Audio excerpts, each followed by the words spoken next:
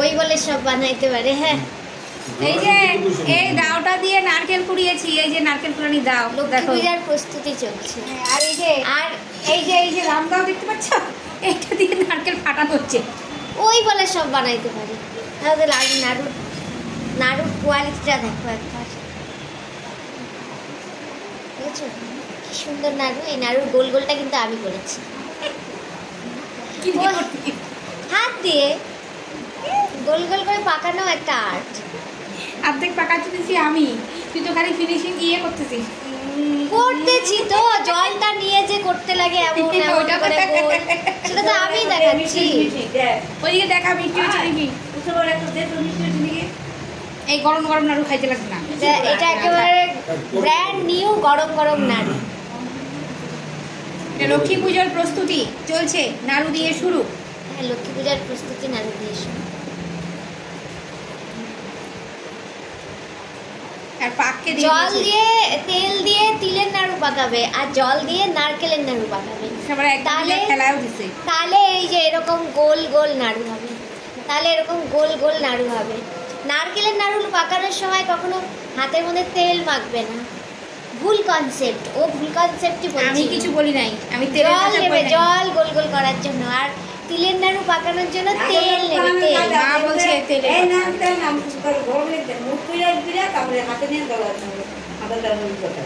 নাড়ু পাকানো হচ্ছে একটা আর্ট, বুঝতে পেরেছিস? ওখানে আমি বলি এই 2 দিনের জন্য ওই গোল্ডেন স্টাইলের ব্যানারটা ও নাড়ুর দোকান দেবে এবার নেক্সট মেলাতে। না, ও মিষ্টি বানাইতে পারে তো, ময়রা রসগোল্লা বানাইতে পারে, রসমালাই বানাইতে পারে। মেলায় আমি হচ্ছে একটু শীতও পড়ে যাবে, আমি জুয়েলারির পাশাপাশি ওগুলাও করব। জুয়েলারির পাশাপাশি নাড়ু আর মিষ্টির দোকান দিবে। শোন, জুয়েলারি কিনে খাইয়ে তারপরে যাবে, আমি কাউকে ছাড়বো না, মানে কোনোভাবেই ও ছাড়বে না। কাস্টমার আমি আটকায় রাখবো যেমন করে। শাড়ি জুয়েলারি আমাদের দোকান থেকে কিনে মিষ্টি মুখ করে তারপরেই ও ছাড়বে। লাগে চপ সিঙ্গারা যা খাই কোনোভাবে ছাড়বে না। মমতা ব্যানার্জি বলছে না চপ সিঙ্গারা শিল্পকেও প্রমোট করতে, তো আমরা নাড়ু শিল্পকে প্রমোট করবো।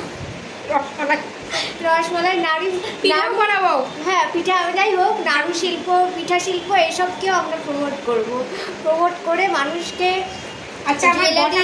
কাজ করতে গেলে কিন্তু তারপর শাড়ি কিনে মিষ্টি মুখ করে তারপরে আমাদের দোকান থেকে যেতে পারবে।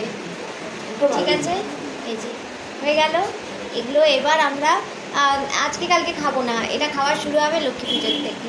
সবাইকে দেখা, সবাই বানাবে, বানাতে টাইম দিয়ে দিচ্ছি। হ্যাপি লক্ষ্মী পুজো বলে আবার গুনবে নাড়ুগুলাকে, কয়টা নাড়ু কি করবো আমি আইসে গুনে গুনে, মানে কে কয়টা খায় ফেললো, আমরা যদি খাই ফেলি।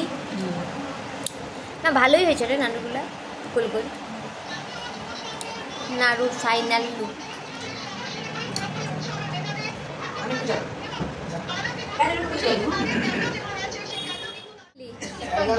53টা কয় টাকা কামাইতে পারবি? 53টা করে তো তুই 500 টাকা।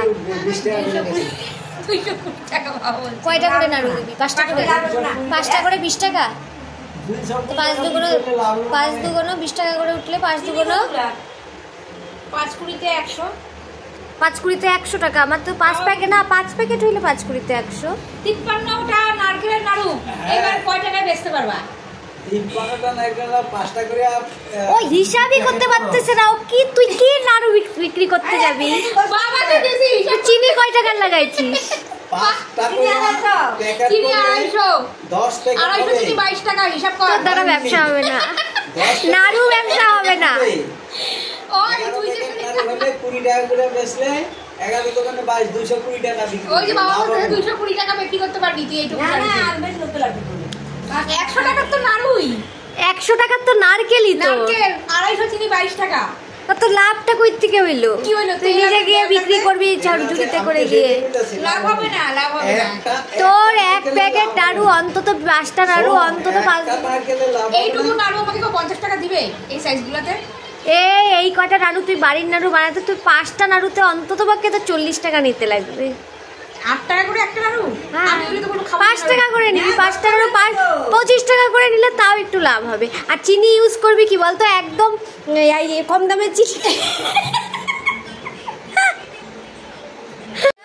এটা হচ্ছে আমাদের নাড়ুর ব্যবসার একটা ইয়ে ছিল, তো নাড়ু ব্যবসাটা করা একটু কঠিন হয়ে পড়বে। নাড়ু ব্যবসাটা প্রফিটেবল হচ্ছে না, তো কি যে করবো একটু চিন্তার ভাঁজ আছে মাথার মধ্যে, দেখি কি করা যায়। কিভাবে পা ছড়ায়, একদম খই বাজতেছে, এক্সারসাইজ হয়ে যাচ্ছে ও। তাকাও এদিকে, তাকাও কত কষ্ট করে দেখেছো খইয়ের থেকে ধান বের করতে হয়। হ্যাঁ, এই ধান থেকেই চাল হবে গো। খইয়ের চাল থেকে আর দান হবে না।